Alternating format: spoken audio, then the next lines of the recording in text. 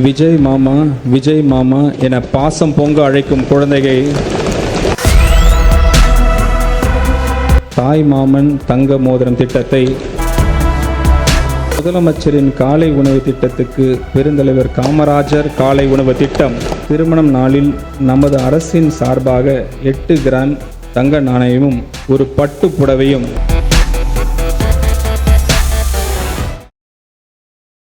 தமிழ்நாட்டில் உள்ள அனைத்து பெண்களுக்கும் அண்ணனாகவும் தம்பியாகவும் இருந்து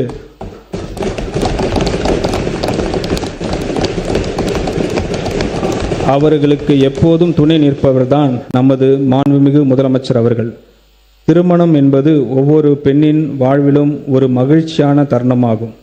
இந்த தருணத்தை கொண்டாடும் விதமாக தமிழ்நாட்டில் பெண்கள் அனைவரையும் தன் குடும்பத்தில் ஒருவராக கருதும் நமது மாண்புமிகு முதலமைச்சர் அவர்கள் அப்பெண்களின் திருமணம் நாளில் நமது அரசின் சார்பாக 8 கிராம் தங்க நாணயமும் ஒரு பட்டு புடவையும் அண்ணனின் சீராக வழங்க இருக்கிறார். இத்திட்டத்தினை செயல்படுத்த திருத்த வரவு செல்ல திட்ட மதிப்பீடுகளில் 812 கோடி ரூபாய் நிதி ஒதுக்கீடு செய்யப்படுகிறது. நம்முடைய கொள்கை தலைவர் பெருந்தலைவர் காமராஜர் புதிய உணவு திட்டத்தை கொண்டு வந்து மாணவர்களின் வயிற்று பசியை மட்டுமின்றி கல்வி பசியும் போக்கினார். நண்பா மற்றும் நம்பிகள் மேல் பேரன்பு கொண்ட நம் மாண்புமிகு முதலமைச்சர் அவர்கள் முதலமைச்சரின் காலை உணவு திட்டத்துக்கு பெருந்தலைவர் காமராஜர் காலை உணவு திட்டம் என பெயர் வைத்து பெருந்தலைவருக்கு பெருமை சேர்த்துள்ளார். 6ஆம் வகுப்பு முதல் 8ஆம் வகுப்பு வரை அரசு மற்றும் அரசு உதவி பெறும் பள்ளி மாணவர்களுக்கு இத்திட்டத்தினை மாண்புமிகு முதலமைச்சர் அவர்கள் விரிவுபடுத்தியுள்ளார். தந்தை பெரியாரின் பிறந்த நாளான செப்டம்பர் திங்கள் 17ஆம் நாள் முதல் செயல்படுத்தப்பட உள்ள இத்திட்டத்தின் மூலம் கூடுதலாக 15,414 பள்ளிகளில் பயிலும் 15.14 லட்சம் மாணவர்கள் பயன்பெறுவர். இத்திட்டத்திற்காக திருத்த வரவு செலவு மதிப்பீடுகளில் 710 கோடி ரூபாய் நிதி ஒதுக்கீடு செய்யப்படுகிறது. மூத்த குடிமக்கள் கண்ணியமான வாழ்க்கை, மகிழ்ச்சியான முதுமை மற்றும் விரைவான சமூக பாதுகாப்பை உறுதி செய்து முதியோருக்கு உகந்த சூழல் கொண்ட மாநிலமாக தமிழ்நாட்டை உருவாக்குவதில் இந்த அரசு உறுதியாக உள்ளது. மூத்த குடிமக்களுக்கான அனைத்து அவசியமான வசதிகளுடன் கூடிய மூத்த குடிமக்கள் இல்லங்கள், தகுதி வாய்ந்த பராமரிப்பாளர்கள், மருத்துவ பணியாளர்கள் மற்றும் பொழுதுபோக்கு வசதிகளுடன் மாவட்டந்தோறும் எக்ஸ்டெண்ட் செய்யப்படும். 1ஆம் ஆண்டில் 12 மாவட்டங்களில் 12 முதியோர் இல்லங்கள் அமைக்கப்படும். ஒவ்வொரு இல்லத்திலும் 40 பயனாளிகள் இடம்பெறுவர். இத்திட்டத்திற்காக 6.6 கோடி ரூபாய் நிதி ஒதுக்கீடு செய்யப்படுகிறது. மேலும் லைப்ரரிஸ், யோகா, தியான வகுப்புகள் மற்றும் இன்டோர் விளையாட்டு வசதிகளுடன் கூடிய மூத்த குடிமக்கள் பொழுதுபோக்கு மையங்கள் முதற்கட்டமாக 5 மாவட்டங்களில் உருவாக்கப்படும். மூத்த குடிமக்களின் மக்கள் தொகை அடிப்படையில் இந்த மாவட்டங்கள் தேர்ந்தெடுக்கப்படும். எதிர்கால தலைமுறையினை நம் வீட்டு குழந்தைகளின் வாழ்வு கொண்டாட்டமாக இருக்க வேண்டும் என்று மனதார விரும்பும் உள்ளம் கொண்டவர் நம் மாண்புமிகு முதலமைச்சர் அவர்கள். விஜய் மாமா விஜய் மாமா என பாசம் பொங்க அழைக்கும் குழந்தையை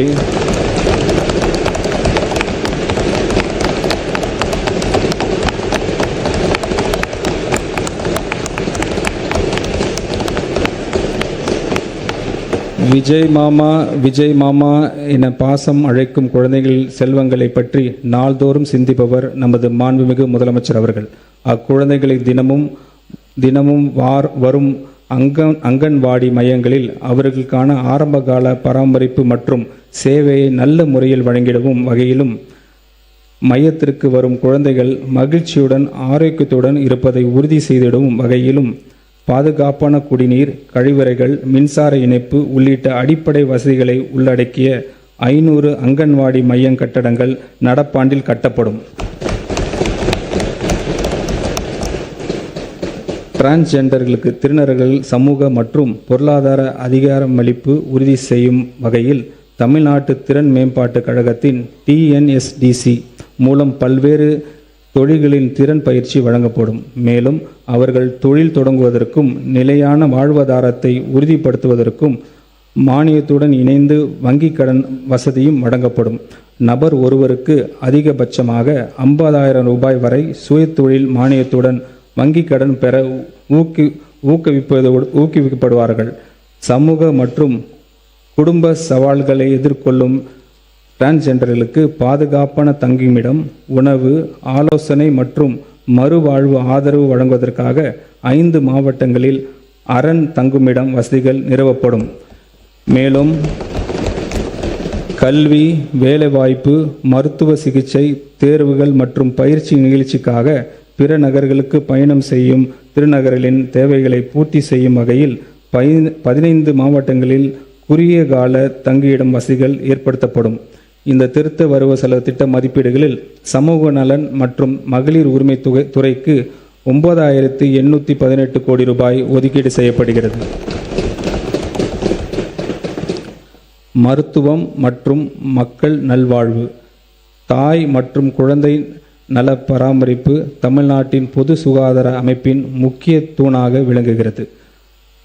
அண்மையில் எடுத்த நேஷனல் சாம்பிள் ரெஜிஸ்ட்ரேஷன் சிஸ்டம் சர்வேயின் படி தமிழ்நாட்டின் குழந்தை இறப்பு விகிதம் 1000 பிறப்புகளுக்கு 11 உள்ளது.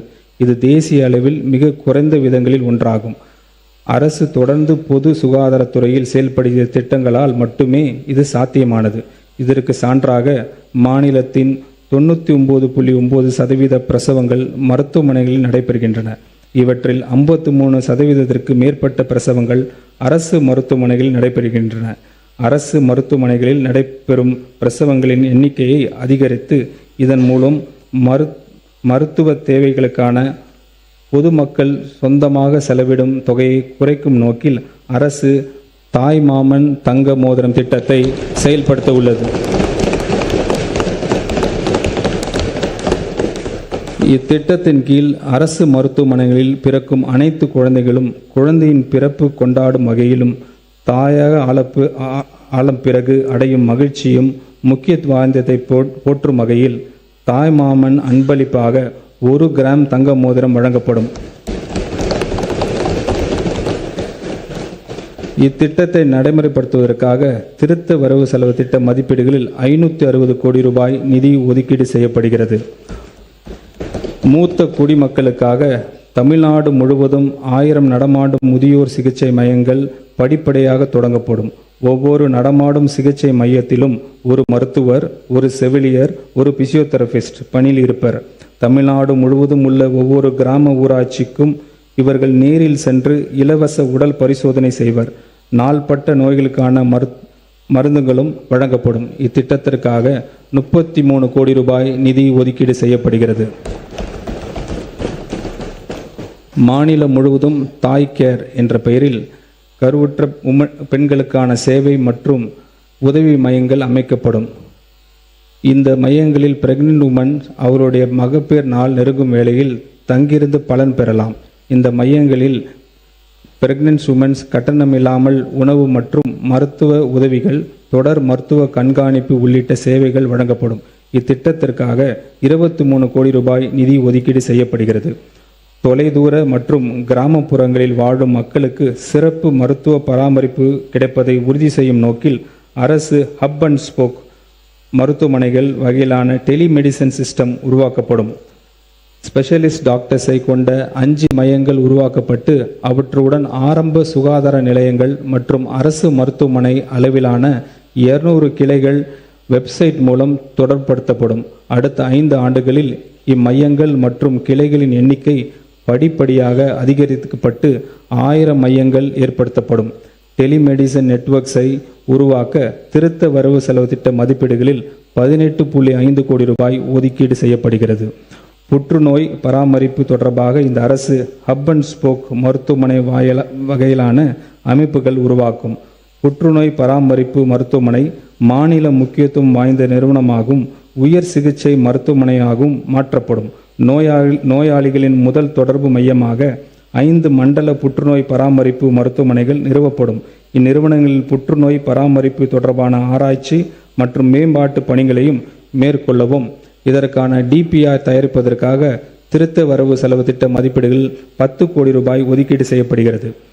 தொற்று நோய்கள் மற்றும் புற்றுநோய்களின் தொடர் சிகிச்சைக்காக அவசியமான மருந்துகள் தடை இல்லாமல் கிடைப்பதை உறுதி செய்வது மிகவும் அவசியமாகும். பரிசோதனைகள் மற்றும் ஆரம்பகால நோய் கண்டறிதல் அதிகரித்து உள்ளதால் உயர் இரத்தம் அழுத்தம், டயபெட்டிக்ஸ் மற்றும் புற்றுநோய்க்கு தொடர் சிகிச்சை பெறும் நோயாளிகளின் எண்ணிக்கையும் தொடர்ந்து அதிகரித்து வருகிறது. அதிகரித்து வரும் நோயாளிகளின் எண்ணிக்கை மற்றும் கூடுதல் மருந்து தேவை பூர்த்தி செய்யும் தடையற்ற மருந்து விநியோகத்தை உறுதி செய்யும் வகையில் மெடிசின்ஸ் நிதி ஒதுக்கீடு இந்த அரசு திருத்த வரவு செலவு திட்ட மதிப்பீடுகளில் 100 கோடி ரூபாய் உயர்த்துகிறது.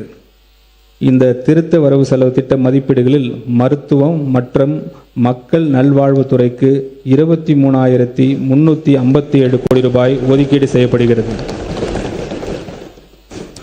கூட்டுறவு உழுந்து உண்டு வாழ்வாரே வாழ்வர் என்ற வள்ளுவரின் வாக்குக்கு இணங்க விவசாயிகளின் வாழ்வாதாரத்தை பாதுகாத்திடவும் அவர்களின் மீதான கடன் சுமையை குறைத்திடும் வகையில் விவசாயிகள் கூட்டுறவு சங்கங்களின் மூலம் வங்கி கடனை தள்ளுபடி செய்யும் திட்டத்தினை நமது அரசு அறிவித்தது. இத்திட்டத்தின் கீழ் கூட்டுறவு சங்கங்களின் மூலம் 75,000 ரூபாய் பயிர்க்கடன் பெற்ற விவசாயிகளுக்கு 100% முழுமையாக பயிர்க்கடன் தள்ளுபடி செய்து பிறகு இவ்விவசாயிகளுக்கு 35,000 ரூபாய் பயிர்க்கடன் தள்ளுபடி செய்தும் 14.4